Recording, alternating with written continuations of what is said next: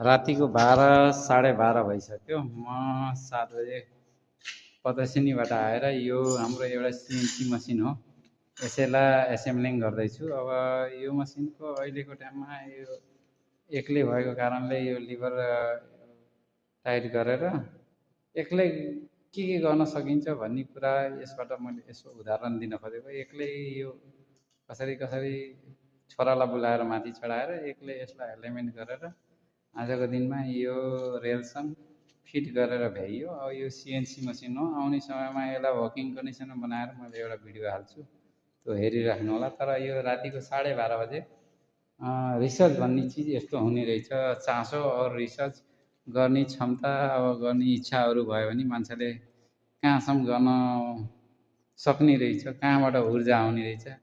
यस कामबाट पीडित भएर पीडित भने के भन्छन्, यस कामबाट उत्तेजित भएर म यस चिजलाई सबैहरूलाई देखाउन खोजेको हो। धन्यवाद।